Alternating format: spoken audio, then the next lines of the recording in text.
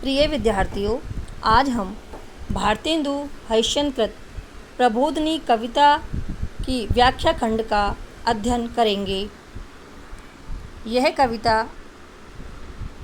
BA तृतीय वर्ष हिंदी साहित्य प्रथम प्रश्न पत्र के विद्यार्थियों के लिए अत्यंत उपयोगी है। मैं अंजना शर्मा, सहायक आचार्य हिंदी, MSJ कॉलेज भरतपुर।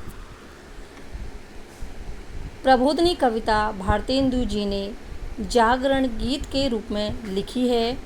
वे श्री कृष्ण को जगाने का प्रयास करते हैं, किंतु कृष्ण के बहाने से वे सारे भारतीय नागरिकों को जगाने का आह्वान भी करते हैं। भारत तब गुलाम था और परतंत्रता ने उसके सारे गौरव को तिरोहित कर दिया। भारतेंदु हरिश्चंद्र भारत के स्वर्णिम अतीत की याद दिलाकर उसे स्वतंत्रता के लिए लड़ने की प्रेरणा देते हैं। प्रबोधिनी कविता संदेशात्मक है और इसकी भाषा बेहद सरल है। प्रस्तुत अवतरण हिंदी साहित्य के आधुनिक युग के प्रवर्तक भारतेंदु हरिश्चंद्र जी द्वारा रचित प्रबोधिनी शीर्षक कविता से अवतरित है। इसमें रात्रि के अवसान पर श्री कृष्ण को जगाने का स्वर अभिव्यक्त हुआ है। जागे मंगल रूप सकल ब्रजजन रखवारे, जागो नंदा नंद करन जसोदा के वारे। हे मंगल रूप एवं संपूर्ण ब्रजवासियों के रखवाले श्री कृष्ण, अब आप भी जाग जावें। जागो नंदा नंद करन जसोदा के वारे। हे नंद को आनंद देने वाले और माता यशोदा के प्यारे, अब आप भी जाग जाओ। जागे बलदेवानुज रोहिणी मात दुलारे।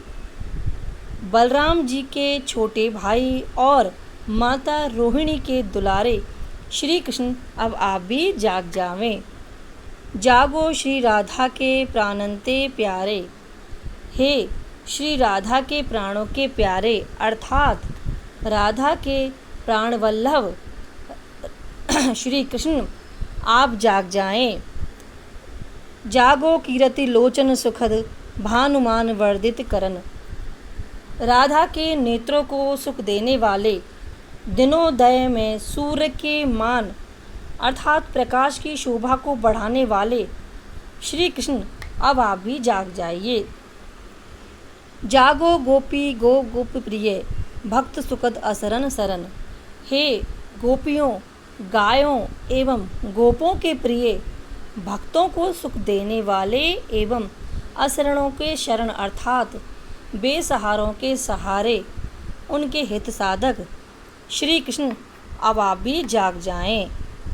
दिनोदय नया रूप युग आ रहा है, इसीलिए भारतीय जनता का कल्याण करने के लिए अब आप भी जाग जाइए। इस कविता के प्रथम छंद होने से यह मंगलाचरण जैसा है। इसमें श्री कृष्ण राधा की भक्ति से जितने भी भाव हैं उनकी व्यंजना हुई है। इसमें देश की स्वतंत्रता हेतु जागरण का स्वर भी अभिव्यक्त हुआ है। ब्रज भाषा का माधुर्य दिखाई देता है। इसमें रोला एवं उल्लाला के मिश्रण से छप्पे मात्रिक छंद भी दिखाई देता है। अनुप्रास, यमक, पुनरुक्ति प्रकाश एवं परिकर अलंकारों का प्रयोग भी कवि ने इसके अंतर्गत किया है। होन चहत अब प्रात चक्रवाकिनी सुख पायो, उड़े बेहग तचिबास चिरयन रोर मचायो। प्रस्तुत अवतरण भारतेंदु हरिश्चंद्र द्वारा रचित प्रबोधिनी कविता से उद्धृत है। इसमें भारतेंदु जी ने प्रातःकालीन परिवेश का भावपूर्ण चित्रण किया है तथा श्री कृष्ण को जाग जाने के लिए कहा है। कवि कहते हैं कि अब प्रातःकाल होने वाला है और रात भर एक दूसरे से बिछड़े हुए चक्रवाक युगल प्रेमी को मिलन सुख प्राप्त हो रहा है। उड़े बेहग तजी बास चिरियन रोर मचायो। प्रभात होते ही पक्षी अपने घोंसलों को छोड़कर उड़ने लगे हैं और पक्षियों अथवा पक्षी शावकों ने शोर मचाना या फिर कहें कि चहचहाना प्रारंभ कर दिया है। नवमुकुलित उत्पल परागले शीत सुहायो। नए खिले हुए कमलों की पराग को लेकर शीतल पवन मंद मंद बहने लगा है। वह मंद गति से चारों ओर बह रहा है। मंथर मति अति पावन करत पंडुर बन धायो।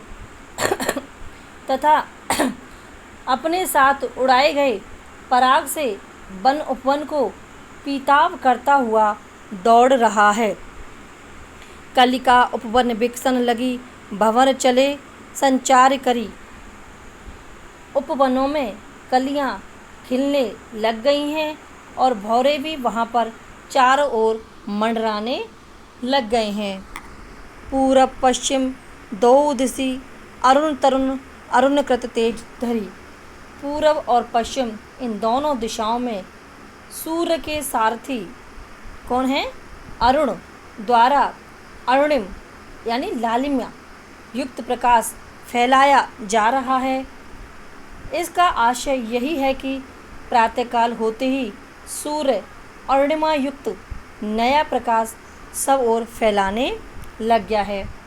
इस पद के अंतर्गत विशेषता जो दिखाई देती है वह यह है कि होन चहत अव तथा अरुण तरुण कृत इत्यादि पद योजना से प्रातःकालीन परिवेश की ताजगी की व्यंजना की गई है।